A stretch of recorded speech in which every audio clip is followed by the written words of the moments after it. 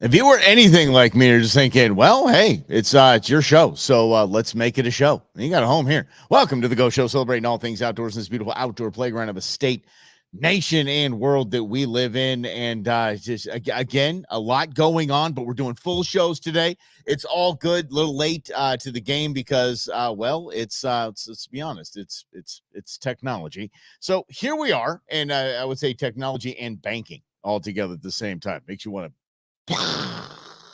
Yes, I don't get enough credit to be at the end of every day. I should get a little high five, maybe a little credit for not practicing my Second Amendment right, if you know what I'm saying. Holy, jumped in the studio today without any coffee or water with me, so let's just go. We're just gonna go just raw on it. It was told to me yesterday that we need to talk about two things.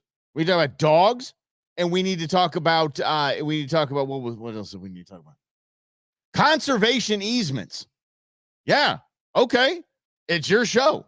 Dogs and conservation easements. We got this. Yeah. We're gonna make it happen. Never deal with the VA bureaucrats. Let me tell you something, Jim. I've dealt with VA bureaucrats. I'm not even a veteran, and I've dealt with VA bureaucrats. The bureaucracy is amazing. Sup, Rhonda, Brendan, Jim, how you doing? Thanks for hanging out. This And Lynn wanted to talk about conservation easements. So, okay, we'll talk about conservation easements. Easy breezy. But we're definitely going to talk about, what is it? We're going to talk about dogs. And I have things that were sent to me about dogs. So I'm going to put the spectacles on, and we are going to check out these doggies. Let's see here. There's a post here. Nope, that's not the right one. I believe it was from, here we go. There on YouTube. Finally put a small video up. Okay, hold on a second here. Buttercup. There we go. That's the one. We're gonna Buttercup. Let's look at Buttercup real quick. Let's see if I can get Buttercup. Look at Buttercup. Holy mackerel. Holy cow. This is absolutely it's right. Brennan Inter. Get me some coffee.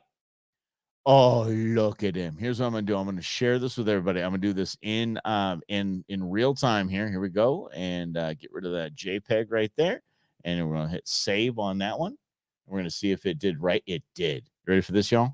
You ready to meet Buttercup? Is it okay, everybody? We're going to meet Buttercup. Let's go. Let's do it. Here we go. Oh, her? It's a little she? I'm sorry.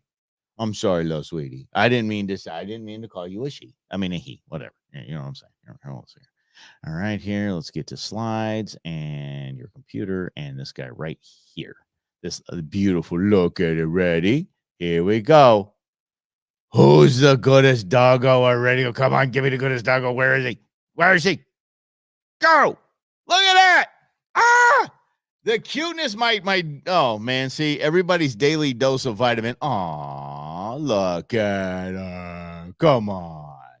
And is it any reference to Buttercup? Is it any reference to Princess Buttercup? Is it from Princess Bride? If it is, even additional points there. But look, she's just looking at you like, come on, there's a pouty face. Oh.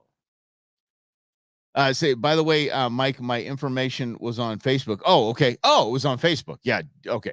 All right. Let me give you some ABCs and me as we move forward with this being all of our show, and we're just having fun and we let it play along. I'm leaving Buttercup up there because Buttercup just cute as button. It's our show. That's fine.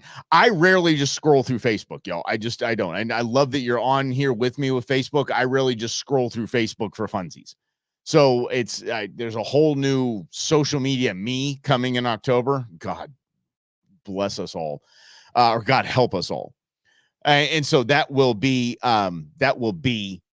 something that I will do. But if you're putting something up on Facebook that you expect me to see, I probably will see it in October. Did not get to see it now, but I'm glad we did get to see Buttercup. But I would love to, Lynn, if we could, just for everybody, talk about conservation easements a little later in the show as well. I would absolutely love to do that. And you can actually put if you can give me a headline, that would be great on there, and then we can go from there. Look at her, just looking at you, so just look at that. Ha! Oh, such a cutie. Absolute cutie. Thank you so much for sharing that with us in any time. At any time, please share your pics of your doogies, and we can hang out with that. But let's talk about it, because I am new again probably after 6-ish years, new to the puppy world. And Boba doesn't really count. So I'm going to back up maybe even 10 years when I got Django. Because when Boba came along, Django was big bro, and they just kind of latched onto each other, and Boba was a gem to train. I mean, he just followed big bro, and that's what they did. So I'm kind of new to the puppy world with Queen Bee and in Ozzy. So we're learning as we go along. Holy cow. And again, I'm the biggest dog freak. All I'm looking for with this dog, is how I can play outdoors, whether it's hunting, fishing, whatever it is, how I can play outdoors with the pup. That's what I want to do. I want to get him to that spot where I can throw him up in the jumping jack and he good. He cool.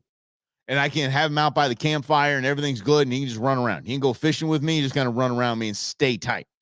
That's what I'm hoping. Here's the good part about it. Ozzy is hyper intelligent. He takes orders. He takes commands when he's not being a stubborn little punk. He's very obedient and he sticks right by your foot. He's right there. And so it's really, really cool. We walk him about twice a day. And most of the time we're not even holding the leash.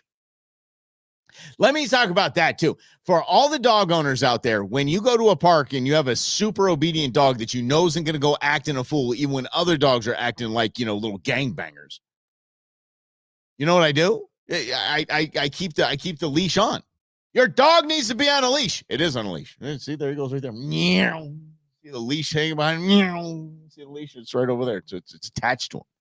You just say all dogs must be on a leash. There they are. Never does it say your dog, you need to be holding said leash. Aha! That's right. All right. Oh, and here's another part of this crazy dog. Dog not down with treats. Two things about this dog. This dog does not accept anything that you hand him. This dog does not accept, probably because he was a street dog. So some guy probably gave him fentanyl. Who knows? Like, I am never taking anything after that trip last night. I am never, ever going to take anything from anyone again. He doesn't accept anything that you hand him, and he doesn't dig treats. He's like, put it down. I might get to it later. Yeah. Dog's like a freak. Like, it's a treat. Doesn't care. It's absolutely wow. Mm-hmm. Semantics of the leash. You're darn right, Rhonda. Semantics of the leash. Cite me. Your dog was not on a leash. As a matter of fact, sir, the dog was on a leash. That's the only thing the park rules say. Dogs must be on a leash. They are on a leash. Wait, jackal rat? What is that? Oh, let's see here. Okay, hold on. Oh, let's see here. My jackal rat is sneaking at me right now for disturbing his nap. Oh, it's garbage day in our back alley, so he has to rest up before his weekly defense of the house from the truck monster. You're darn right. You're darn right. Can you imagine, like, every day if your dog were to give a report, do you understand how many things I saved our family from today? Here's the list. It would be an hour long. Because in Ozzy's case, it's I defend you from shadows at night. Whew, that dog does not like shadows, but I want to get him out. So let me, again, it's our show. I'm an open book here, y'all. Queen Bee has an idea. Queen Bee wants to get back into paddleboarding. If you know me and you've been hanging out with me for the 11 years of this program, there's no way you're going to see me on a paddleboard. No way. Not going to do it. Terry from Riverbound Sports, the paddleboarding joint here in Tempe and in Arizona. It's the premier one. I race boards, everything. They got them all. She has tried to get me to be on a paddleboard for ever. And I said, no, refuse. No. Her husband, everybody, their entire staff. Nope. We've been to events together. We've been to Paddle Fest out at Havasu. Nope. No way in hell. No way. I'm not going to get on a paddleboard. Guess what I'm doing? Yep. Getting on a paddleboard. I'm going to give it a try. Because she's like gung ho into it. She's going to give it a try. She's going to go okay, fine. I'm going to get back into it. I'm like, how I want to do. And she was talking about Ozzy she was talking about the dog being like just sitting at the front of the paddleboard. Okay. Okay. If that's one of the several things that I get to do with the dog in the outdoors, then I'm going to do that. We already have a campsite booked for not this coming weekend, the following weekend. And so we're gonna do paddle boarding and dog first time camping. Whew. Have a dog, they said. Be fun, they said. I'm glad that Buttercup protects you from cats in the backyard. From a man who, and I'm sorry, y'all, if there's ABCs of me, I'm an open book. I hate cats. Hate. I don't see value in cats. I apologize. I know people say they eat scorpions and this and that, and that's fine. I don't see value in cats, and I don't, and I'm deathly allergic to cats. So, and I wonder what that's going to be like the first when I take a mountain lion, because that's on my bucket list. I want to take a mountain lion because I heard it's delicious, it's fantastic, and it's just an amazing, amazing trophy. Anyway, I wonder if I'll be allergic to it. Like when I'm processing and stuff like that, I wonder if I'll break out like a normal house cat. Inquiring minds want to know. Let's see here. Topic y'all might enjoy. I hate scrolling down. I'll leave that to Mike. Wait, what happened here? Hold on. Lynn said something here, buddy. I come to you for unbiased information. That's right. Just post topics y'all might enjoy. Oh, sweet. I love it, buddy. Yeah. So just again, give me a headline, dude. We'll roll. We'll roll with the dang thing. I promise. Yeah. Hubs is allergic to cats for Rhonda there. Yeah. Oh, good Lord. My kids are allergic to cats. They don't care. They don't care. They go visit their grandfather in Missouri. It's got like barn cats and all that. And they'll hold the cat. They'll love the cats. They'll go and they'll just rash everywhere. Pet the cats? No. Really? You didn't pet the cats? No. Were you holding the cats? No. Oh, okay. So that rash came from somewhere else. Yeah. What's up, Grizz? We're talking about dogs. Let me talk about hunting dogs. Can we get into hunting dogs? One of the best questions and answers, probably the best answer to this question that I get often is this. Mike, what's the best kind of hunting dog? To me, I'm going to say a German Shorthair because I have German Shorthairs. I've had the 2 German Shorthairs and fantastic. And I want to have another German Shorthair named Jodo.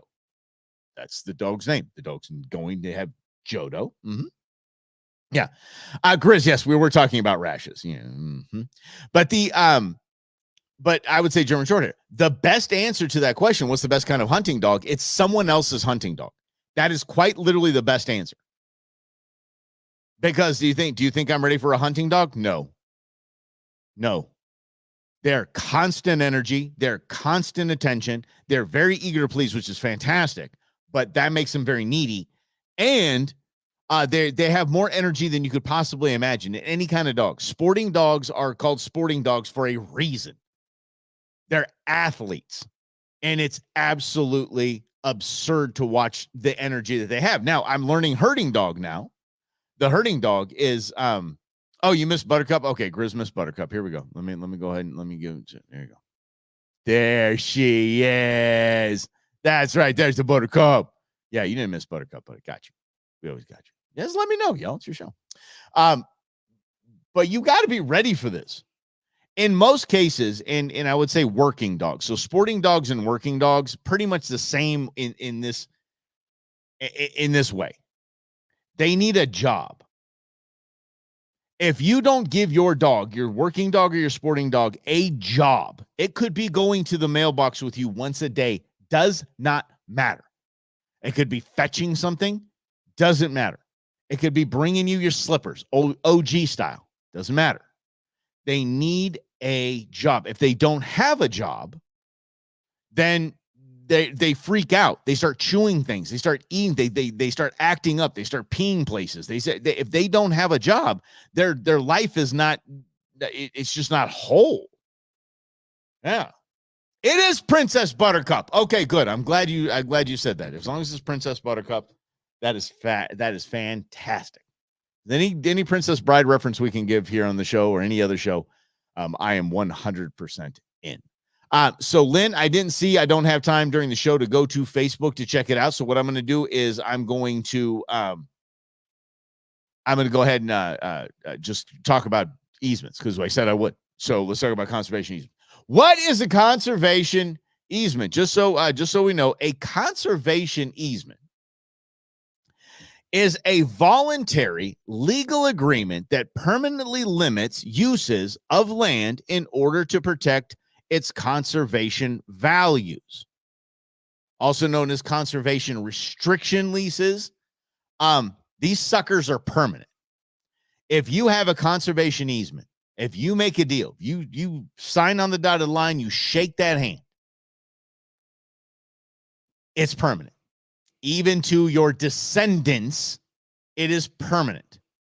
Once you declare part of your land a conservation easement, then you give rights to the conservation departments, and you cannot build on it. You can't jack with it. You can't farm on it. You can't do squat outside of the agreement that you made. What is the downside of having a conservation easement? I'm going to tell you this. Nothing. I don't see a downside. If you are a landowner, maybe a farmer, there might be some downsides that might decrease your property value, because if you have 1,000 acres of farmland and 100 acres of that is a conservation easement, now you have 900 acres of farmland. So that 100 acres, it's not farmland anymore. That's not profitable land. That is for the greater good of conservation. And Lynn said overseas companies want them. Absolutely, they do. What is very prevalent in the Midwest right now, which is driving conservation agencies absolutely batty. And they're going out of their way, falling all over themselves to get these conservation easements where it can be legal, locked up. You can't jack with this land. Just please allow us to maintain habitats, where I know there's a very prominent German company that is coming in and buying a lot of land to set up wind farms, which we know do what? Jack with conservation, both in the ocean and in the land and on land. These wind farms are an absolute farce. I'm sorry, they are. If the faster we go to nuclear energy, the very better off we are. Solar and wind just crush our landscape, crush our environment, crush our habitats. You want to go ahead and Google how many federally protected birds are killed every single year by wind farms. Go look that one up. How many whales? We're talking about whales here. We're talking about mammals. Whales beach themselves and or die because of the ocean wind farms. Go ahead and look that up. Absolutely crushing the circle of life. This balance that your conservation departments, your game and fish, your Department of Conservation spends countless hours, countless biologists hired, scientists hired, on the ground efforts to maintain this beautiful balance. And then here comes some German country, some German company. We are here for the solar. We are here for the wind farms. Yeah, wind farms are good, saves global warming. That's my German. I'm German. I guess I can do that. I can make fun of Germans. I'm German. And 1.5% African American. Again, yeah. Go to the other show. You get to learn all about that. Yes. Yeah, and that's great. Lynn, you say you want to be more educated, this and other subjects. I'm telling you, there's so many things that people just don't, because we go about our day. We go about our day, do our thing. Nobody's worrying about German companies coming in, buying up land. Nobody's worrying about Chinese companies coming up and buying land around military installations. Nobody seems to be wondering about that. Or if they say, okay, that's fine, whatever. If, like they say in the Michael Crichton book, Rising Sun, if you didn't want Japan to buy all of your companies, don't sell them. Okay? So if you don't want the Chinese government coming and buying land, farmland, conservation land, beautiful land, pristine land around military installations, and you don't want German companies coming in and buying farmland so they can put wind farms up there, don't sell it. So I think that's the simple piece of it right there. And now we have Lynn said Google is biased. Yeah, we know. By the way, yeah, Elon, and thank you everyone for joining us on X. Always love having you. Elon is thinking of coming up with Xmail, basically to take on Gmail and to have a search engine, an X search engine that would rival Google and not be biased. How about that? It's funny. People say, no. I got DuckDuckGo. I use DuckDuckGo. DuckDuckGo is actually on. Holy sheep. What? Hold on. John Odell, ladies and gentlemen, there's an officer on deck. There is a VIP on deck. I'm stopping everything I'm saying right now. Maybe he liked my German accent. Jonathan Odell joins us. Thank you so much, buddy, for being here. Back in the day, small family farms. If you mind, I'm going to put, if you comment, buddy, to go up. That's how it works. John Odell, damn, I miss you, buddy. Yeah, let's chat mañana. What do you think? I'm going to give you a shout. Back in the day, small family farms, there's no need for conservation easements because they took care of wildlife, all right? Large-scale factory farming in the areas. We need them now because it's maximizing profit of land, water, and wildlife welfare. Ladies and gentlemen, if there's any man in this group that knows, it's Jonathan Odell. Former small game biologist for your Arizona Game and Fish Department, and one hell of a chef. I can't even tell you. That man made me eat pigeon, and I'm thankful that he did. Yeah. John Odell, oh, thank you so much for being here, man. I literally the guy to talk to about any of this. If you want to go to our podcast, or if you got to go one of the past videos, Jonathan breaks down what the term gamey is, why we say things are gamey. There's no better explanation of the word gamey than he gave. Okay, I'll stop smooching booty here, buddy. I'm a big fan. I'm like totally fanboying out here. All right. Okay.